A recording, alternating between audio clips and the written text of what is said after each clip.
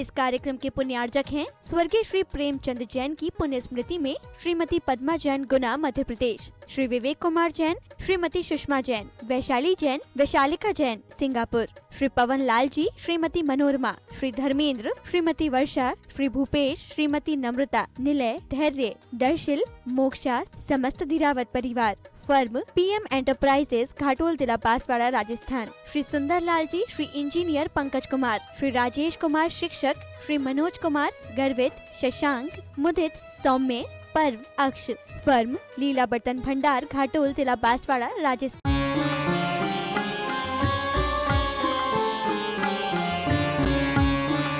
आचार्य भगवान को दीक्षा प्रदान की और आचार्य भगवान को त्रिलोक पूज्य बनाया।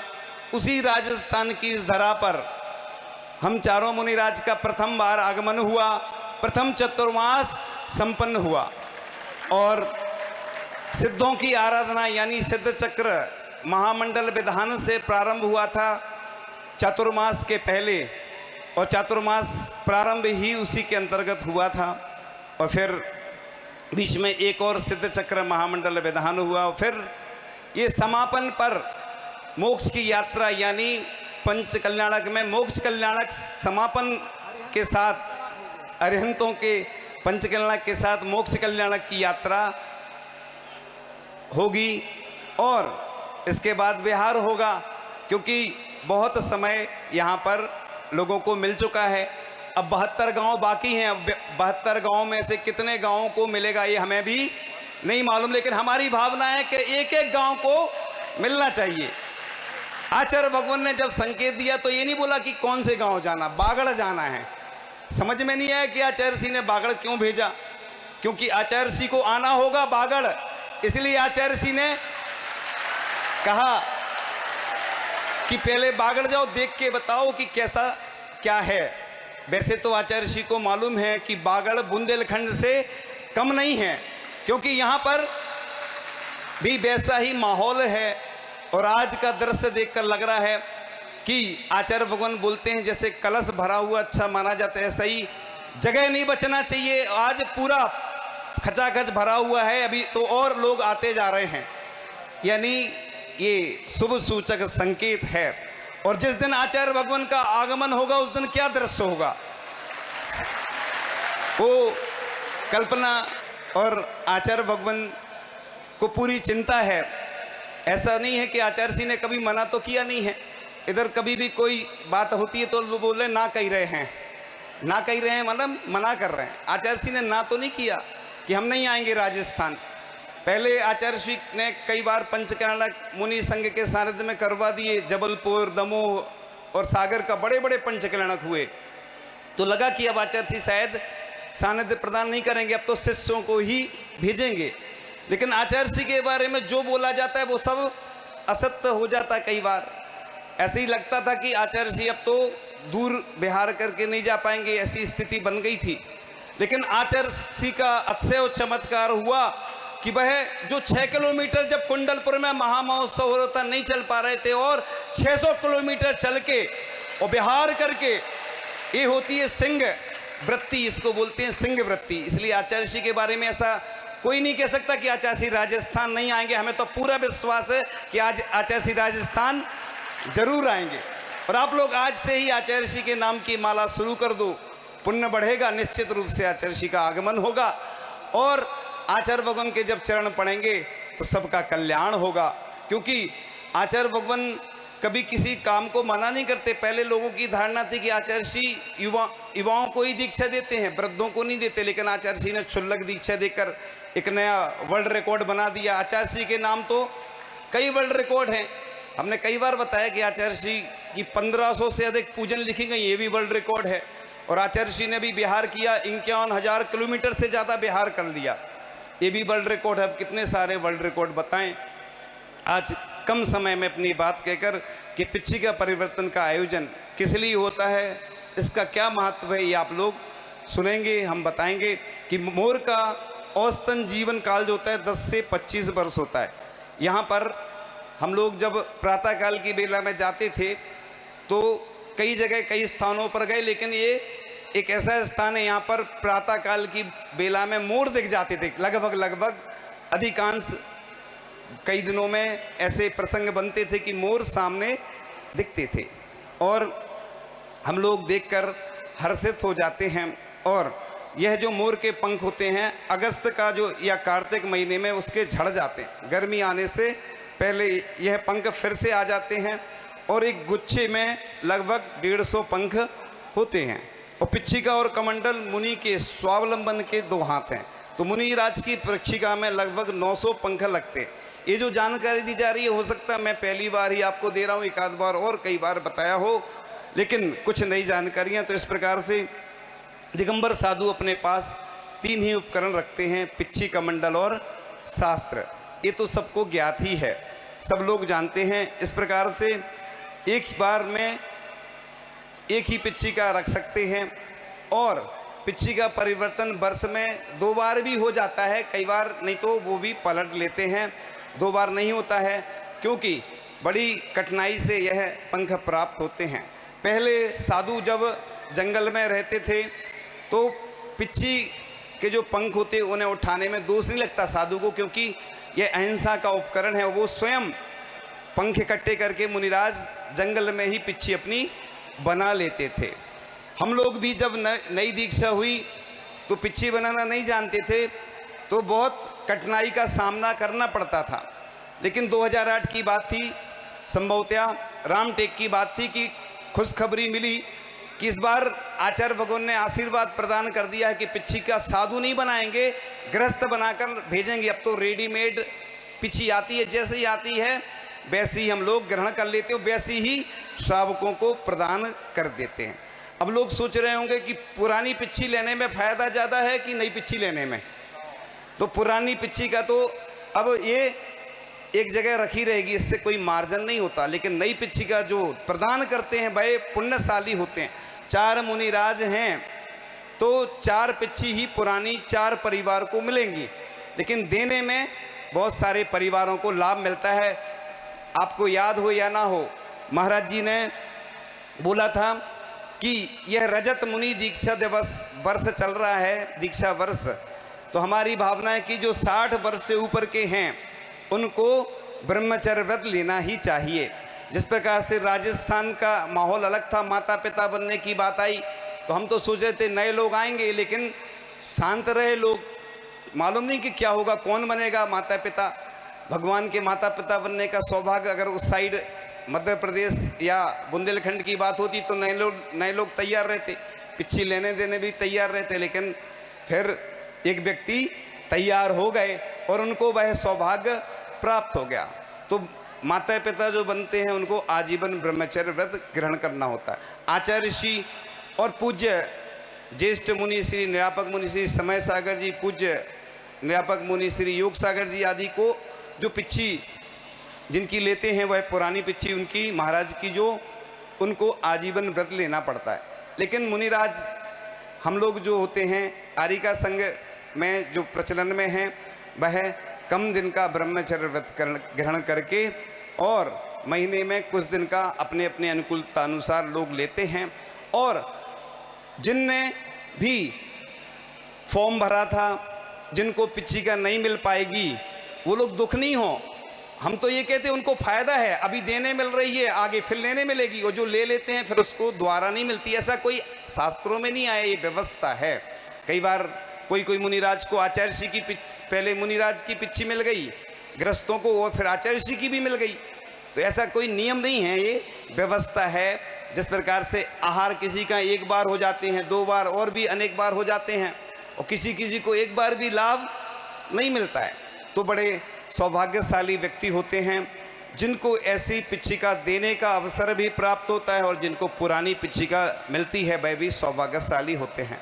यही बात थी बागीदौरा की कि एक आचार्य महाराज आहार करने आए और एक व्रती बाई जी थी, उनके यहाँ आहार करने आए और उन्होंने पूछा जी पिच्छी का किसकी है।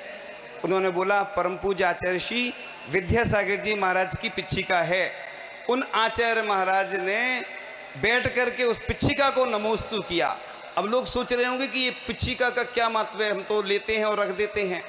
तो ये मुनिराज देखो 3 टाइम जब सामयिक करते हैं, आवर्त करते हैं, कितने भगवानों को नमोस्तु करते हैं और 3 बार जितने सिद्ध क्षेत्र हैं, जितने अतिशय क्षेत्र हैं, सबकी वंदना करते हैं इस पिच्छी से।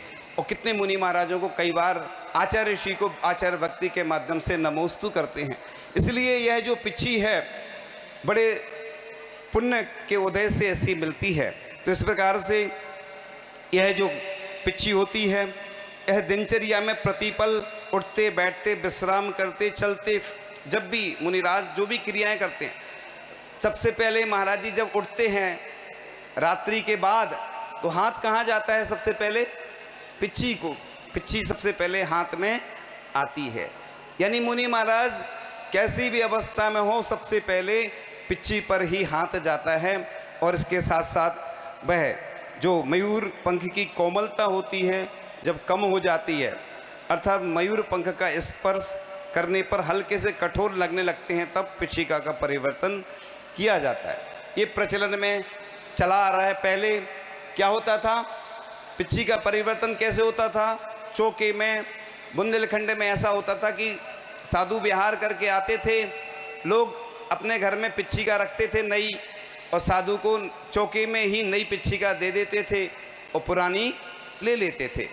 लेकिन आचार्य भगवान ने देखा कि चाहे वह कलश स्थापना हो, चाहे पिच्छिका परिवर्तन हो, चाहे पंच कल्याणक हो, चाहे विधान हो, इनके माध्यम से जितने लोग देखते हैं, इससे जिन शासन की, जैन धर्म की प्रभावना होती है। आज इतने सारे लोग देख रहे हैं, सब लोग अपनी आँखों को धन्य मान रहे हैं कि भले ही हम अभी नहीं ले पा रहे हैं, लेकिन उनकी भावना तो रहती है और अच्छे कार्य का समर्थन होता है, क्योंकि युवा लोग भी इन्हीं के माध्यम से जुड़ते हैं, क्योंकि यह एक प्रभावना का माध्यम है। इसलिए आचार्य भगवान ने धीरे धीरे ब्रह्मचर्य व्रत के माध्यम से, पूजन आदि के नियम के माध्यम से प्रेरणा दी हम लोगों को।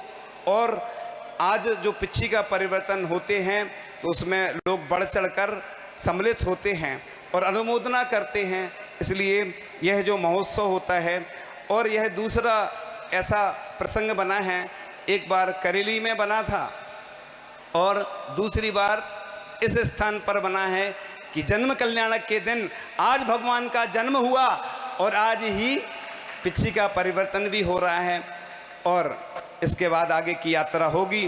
तो इसी क्रम में जब आगे की चर्चा चल रही थी कि जब भी इसका प्रसंग बनता है, अगर पिच्छी खराब नहीं होती है तो आगे भी इसको चला सकते हैं, ऐसा कोई नियम नहीं रहता है, लेकिन फिर भी इतने दिन मार्जन करते करते उसको बदलना आवश्यक होता है।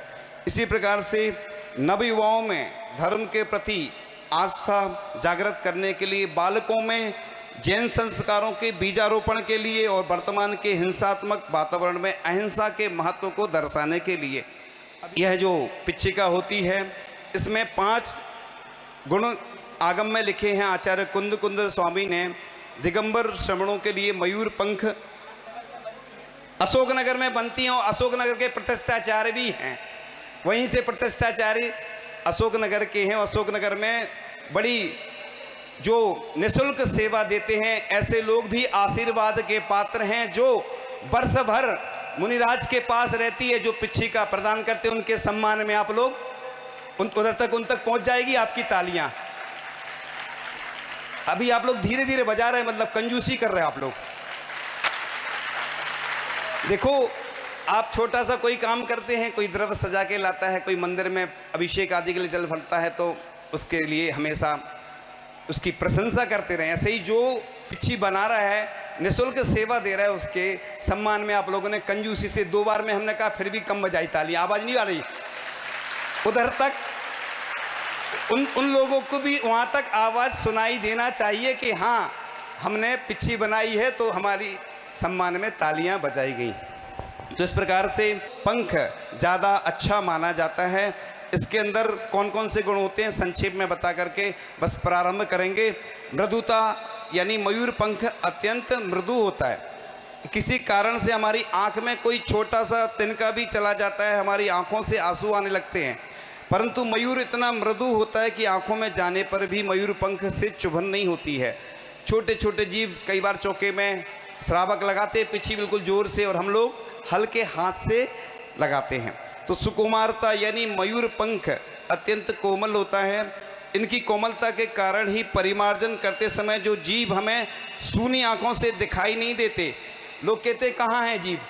आपने चतुर्मास में देखा होगा, छोटे छोटे जीव रहते हैं, दिखते नहीं है, लेकिन वो चक्कर लगाते हैं गोल गोल और भी। तो इस प्रकार से रक्षा करते हुए अहिंसा व्रत का पालन किया जाता है। और रज ग्रहण नहीं करती, क्योंकि दिगंबर साधु प्रत्येक क्रिया से पूर्व परिमार्जन करते हैं। तो जो भी वस्तु को उठाते हैं, रखते हैं, पिच्छिका का उपयोग करते हैं, तब वह पिच्छिका धूल को हटा देती है, परंतु मयूर पंख उस धूल को ग्रहण नहीं करते। इसी प्रकार से पसीना ग्रहण नहीं करती। जब श्रवण परिमार्जन के द्वारा अपने शरीर से पिच्छिका का उपयोग करते हैं, तब मयूर पंख पसीने को ग्रहण नहीं करते और हल्के होते हैं। मयूर पंख सुंदर होने के साथ साथ हल्के भी होते हैं, अर्थात पिच्छिका के रूप में इनका भार ज़्यादा नहीं होने के कारण ही दिगंबर साधु इनका आसानी से उपयोग करते हैं। और पिच्छी के बिना साधु 5-7 हाथ से ज़्यादा नहीं चलते हैं, और अगर चलना पड़े, कभी ऐसा हो जाता, कई बार भूल जाते हैं, तो प्रायश्चित ग्रहण करते हैं। इस प्रकार से यह जो आगम अनुसार प्रत्येक आचार्य संघ, मुनि संघ आदि जो आदान निक्षेपण समिति का पालन करते समय जो इसका उपयोग करते हैं, और धूप से छाँव में आते समय और छाँव से धूप में आते समय, धूल में भी जाते हैं, नदी आदि में प्रवेश करते हैं, तो सबसे पहले पिच्छी से मार्जन करते हैं। इस प्रकार से यह जो पिच्छी है प्रत्येक,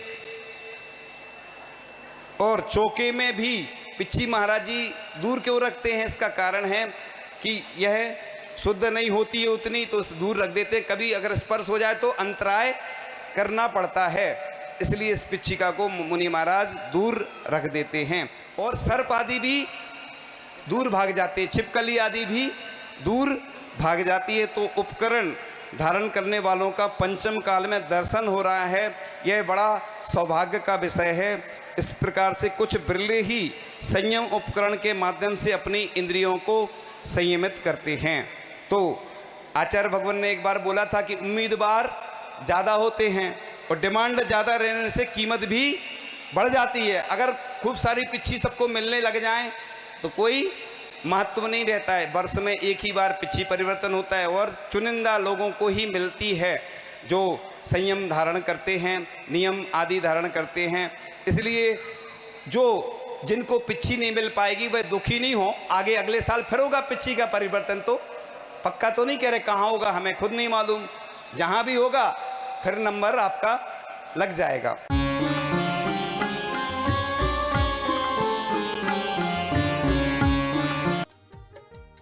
इस कार्यक्रम के पुण्यार्चक थे स्वर्गीय श्री प्रेमचंद जैन की पुण्य स्मृति में श्रीमती पद्मा जैन, गुना, मध्य प्रदेश, श्री विवेक कुमार जैन, श्रीमती सुषमा जैन, वैशाली जैन, वैशालिका जैन, सिंगापुर, श्री पवन लाल जी, श्रीमती मनोरमा, श्री धर्मेंद्र, श्रीमती वर्षा, श्री भूपेश, श्रीमती नम्रता, निलय, धैर्य, दर्शिल, मोक्षा, समस्त धीरावत परिवार, फर्म पीएम एंटरप्राइजेस, घाटोल, जिला बांसवाड़ा, राजस्थान, श्री सुंदर लाल जी, श्री इंजीनियर पंकज कुमार, श्री राजेश कुमार शिक्षक, श्री मनोज कुमार, गर्वित, शशांक, मुदित, सौम्य, पर्व, अक्ष, फर्म लीला बर्तन भंडार, घाटोल, जिला बांसवाड़ा,